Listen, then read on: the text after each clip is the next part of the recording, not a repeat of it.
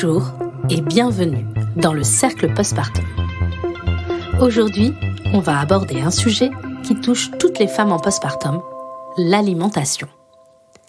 Cet épisode est coécrit avec Clémence Fillot, naturopathe spécialisée en naturopédiatrie et en périnatalité. J'ai rencontré Clémence lors de ma formation en hypnonatale, une méthode d'hypnose pour les femmes enceintes, et nous sommes devenues amies. Et je la remercie d'avoir pris ce temps pour m'aider dans la rédaction de cet épisode.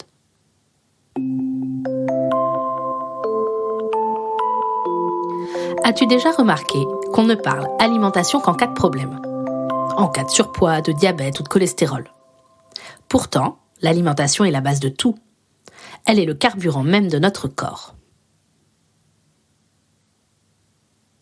Il est encore rare que l'on nous explique comment bien manger pendant la grossesse. Et en ce qui concerne l'alimentation pour le postpartum, là c'est le néant. Et pourtant, s'alimenter de manière adéquate en postpartum, tu vas le voir, c'est super important.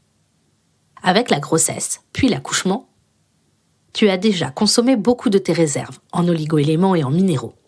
On parle souvent du fer, du magnésium, mais ce n'est pas tout. Et avant de se jeter sur les compléments alimentaires très à la mode, si tu t'interrogeais sur ton alimentation.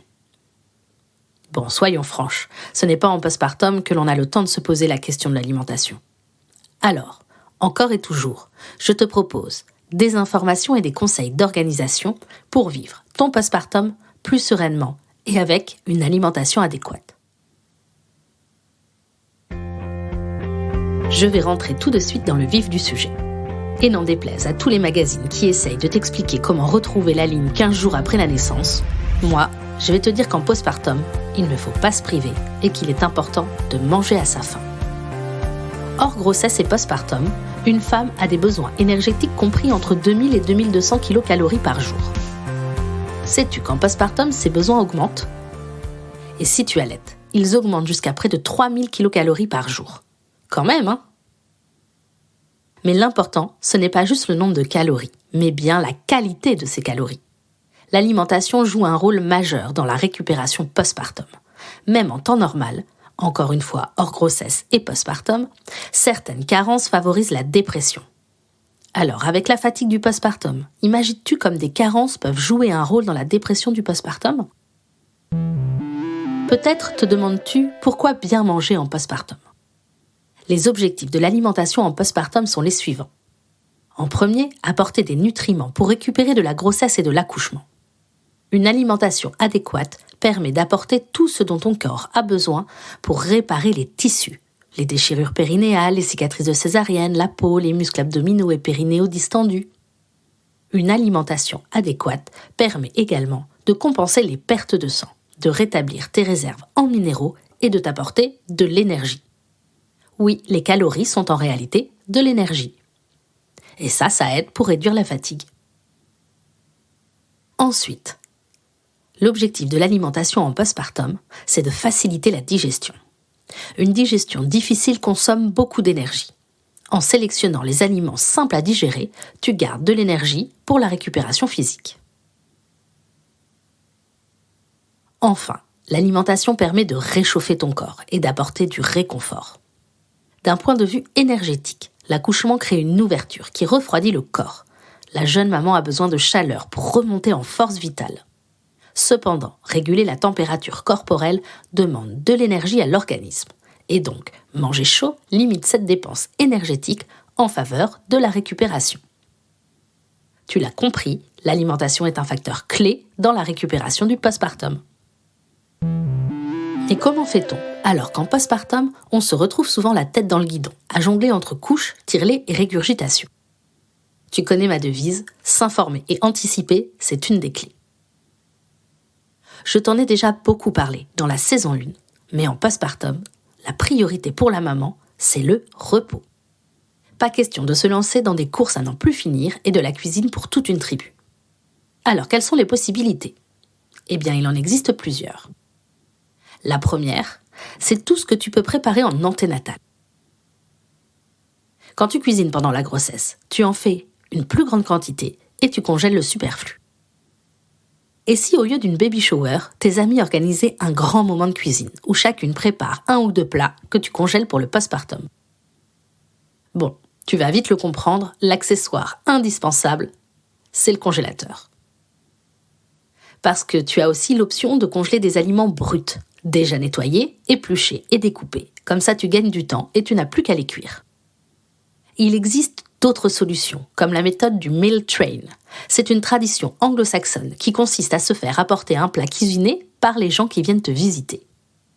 J'en ai également parlé dans l'épisode dédié à l'entourage, dans les tips qu'ils peuvent faire, car c'est plus facile si c'est une initiative de leur part. Sais-tu qu'il existe dans les grandes villes des services de traiteurs spécialisés en postpartum qui te livrent tes repas ? Bon, cela représente un certain coût, mais pourquoi ne pas l'ajouter à ta liste de naissance ou organiser une cagnotte pour cela ? On a parlé de l'importance de la récupération énergétique via la consommation de chaud. J'entends par là manger et boire chaud. On pense donc aux tisanes, aux bouillons et soupes, j'y reviendrai après, aux gratins et aux plats mijotés. Et tu peux également ajouter des épices réchauffantes. Et maintenant, si on faisait un point détaillé de l'alimentation en postpartum. Comme pendant la grossesse, une bonne hydratation est primordiale. L'hydratation joue un rôle déterminant pour une bonne circulation sanguine, mais aussi pour éliminer les déchets de ton organisme. L'hydratation soutient l'allaitement et participe à la diminution de la fatigue. Donc, on boit de l'eau au minimum 1,5 litre par jour, de préférence à température ambiante. Puis on ajoute à cela, à volonté, des infusions, des bouillons et des soupes. Le conseil de Clémence pour les infusions en postpartum. Pense aux feuilles de framboisier. Tu as pu en prendre le dernier mois de ta grossesse. Elle aide à la bonne contraction de l'utérus pour qu'il reprenne bien sa place.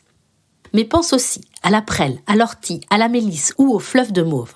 Leur indication, constipation et transit ralenti.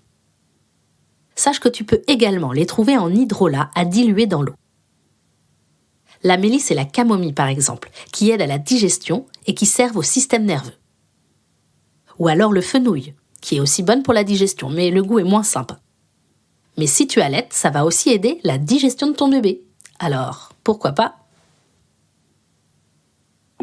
Tu dois retrouver dans ton alimentation chaque jour des protéines. Elles sont indispensables pour réparer, reconstruire, cicatriser.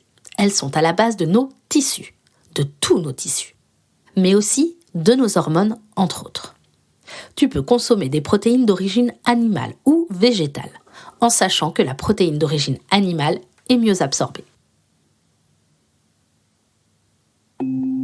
Pendant la grossesse, bébé a beaucoup puisé dans tes réserves de bons gras. Le lait maternel en contient également beaucoup, donc si tu allaites, tu continues à utiliser tes réserves. Quoi qu'il arrive, il est important que tu en aies un apport régulier pour le fonctionnement quotidien de ton corps et en quantité suffisante pour pouvoir également reconstituer tes réserves. Tu ne dois pas t'oublier car le bon gras nourrit le cerveau, mais aussi le système nerveux. Il aide également à l'équilibre des hormones et apporte de l'énergie. Encore une fois, de l'énergie, eh oui. Tout cela est utile pour la prévention de la dépression du postpartum. Alors, comment consommer du bon gras ? Pense aux huiles et varie leur origine. Olives, noix, colza, tournesol, lin. Pense aussi aux graines. Lin, noix, chia, courge. Tu peux les ajouter dans tes soupes ou sur tes légumes. Et mise sur les oléagineux. Riche en oméga 3 et si possible, au moins une fois par semaine, consomme des petits poissons gras. Le tips de Clémence, c'est l'huile maman de la marque Quintessence, qui est un mélange de 6 huiles végétales bio, colza, tournesol, olive, lin et bourrache, et qui contient du DHA et de l'huile végétale marine. Le DHA, c'est super important pour toi et pour ton bébé. Il est également important de te réapprovisionner en fer.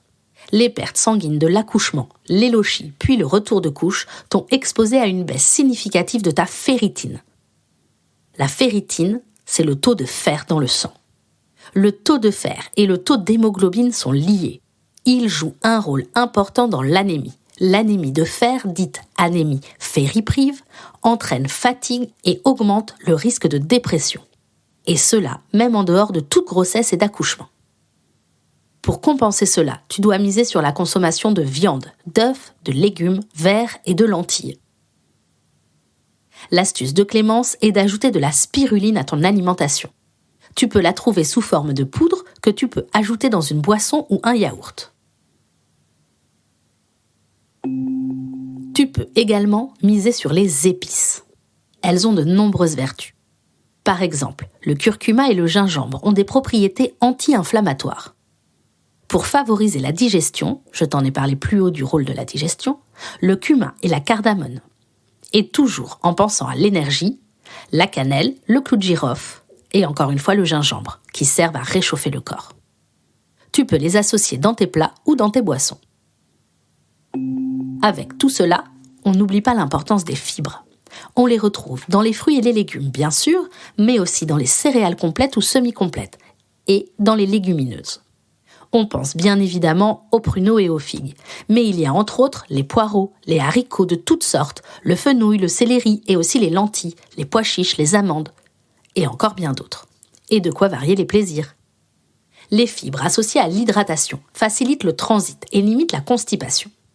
Elles apportent beaucoup de vitamines et de minéraux essentiels. Les fibres permettent également de stabiliser la glycémie et ainsi éviter les coups de pompe. On prend le réflexe super aliments. Ils sont intéressants car riches en nutriments, vitamines, minéraux, antioxydants. On associe par exemple l'acérola à la spiruline. L'acérola pour sa teneur en vitamine C qui aide l'absorption du fer, de la spiruline, qui est également source de protéines. Tu vois, tout ça, ça se recoupe, c'est chouette. Tu peux également consommer de la clamate, une algue riche en vitamines A, B et C, et réputée pour ses actions antioxydantes et cicatrisantes. Et enfin, la levure de bière, source de vitamine B, qui soutient le système nerveux. Choisis-la active, c'est-à-dire non chauffée, pour qu'elle conserve son action sur ton microbiote intestinal et vaginal, parfois mis à mal avec la grossesse et l'accouchement. Et oui, la levure de bière, ça ne sert pas que pour les ongles et les cheveux, c'est également un probiotique. Et donc, pour résumer tout, ce que je viens de t'expliquer, dans la mesure du possible, essaie de consommer un fruit à chaque repas, une portion de légumes le midi et le soir, une dose de protéines minimum par jour, des sucres lents à chaque repas, de préférence des céréales complètes, et entre 1 à 3 cuillères à soupe d'huile variée. Bois minimum 1,5 litre d'eau et mange chaud. Voici à présent les plats phares du postpartum.